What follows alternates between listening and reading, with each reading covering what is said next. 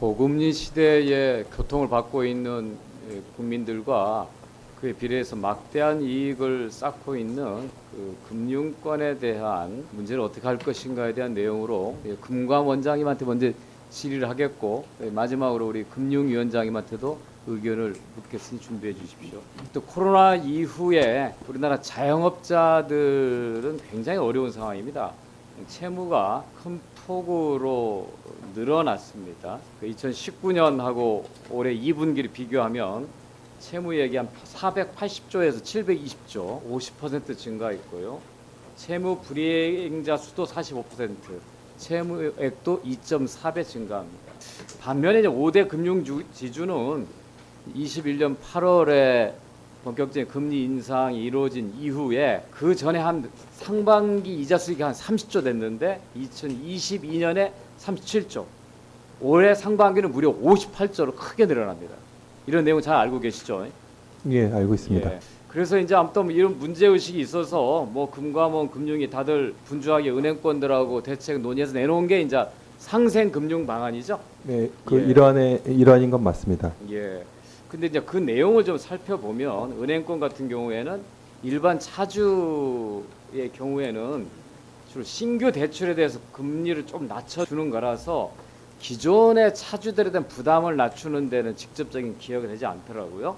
오히려 취약계층보다는 신용 상태가 좋은 사람들에게 대출을 더 늘리는 이런 효과가 될 수 있을 것 같고요. 여전업이나 보건업을 보니까 상생 방안으로 뭐 캐시백, 자동차 할부 금리 인하, 저축 보험 상품 출시 이런 거예요.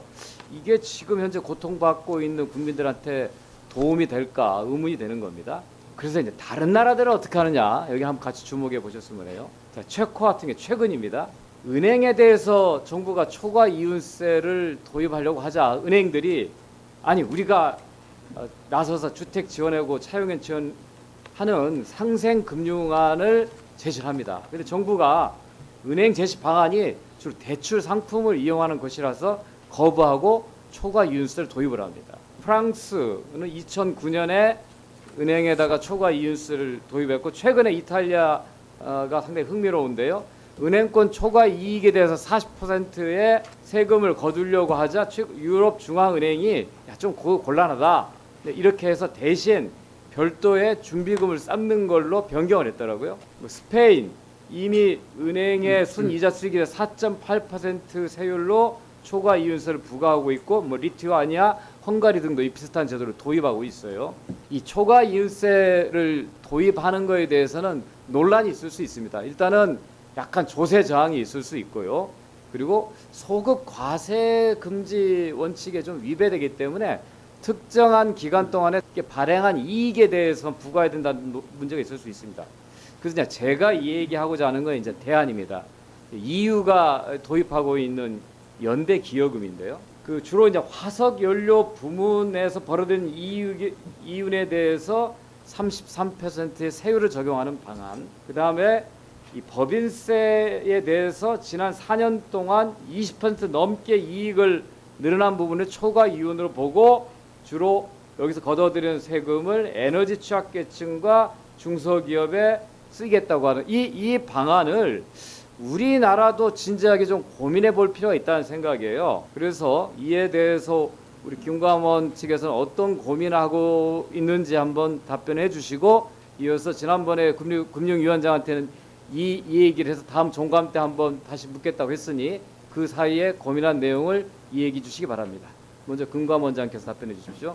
은행 등의 이제 뭐 상당히 높은 수준의 이익과 관련된 그리고 그 과정에서 여러 차주들 내지는 국민들이 고통받고 있다는 그 지점에 대한 의원님 지적도 저희도 잘 인식을 하고 있고 정부에서는 다양한 정책 금융 그리고 뭐 민간에서도 그 부분을 잘 인식하고 있기 때문에 여러 가지 노력을 해왔습니다만 많이 부족하다는 것도 저희도 받아들일 수밖에 없는 것이 현실입니다. 그래서 어쨌든 여러 의원님들께서 발의하신 다양한 입법이 있다는 것도 저희도 알고 있고 그리고 이제 각국의 여러 가지 정책들도 저희도 눈여겨보고는 있습니다만 결국은 그거는 정부 내에서 감독원 같은 경우에는 아무래도 위원 금융위를 보조해서 여러 가지 어쨌든 자료 등을 이제 제공을 합니다만 이제 기재부라든가 금융위 등을 중심으로 해서 세제라든가 다양한 것들을 종합적으로 고려해야 될 부분이라서 제가 이제 단정적으로 뭐라고 말씀드리긴 좀 그런 부분이 있다는 걸 양해해 주셨으면 좋겠습니다.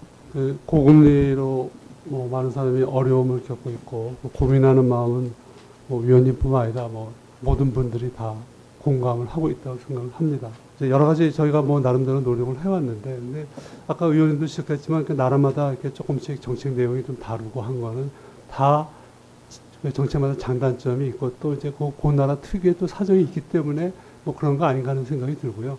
기본적인 저희 정부의 기본적인 생각은 어쨌든 어려운 분들이 이 고비를 넘기기 위해서 할 수 있는 건 다 한다. 근데 이제 방법적으로는 어떤 방법이 좋으냐는 뭐 여러 가지 고려를 해서 우리나라 특성에 맞게끔 하겠다는 그 원칙 하에서 보고 있고요.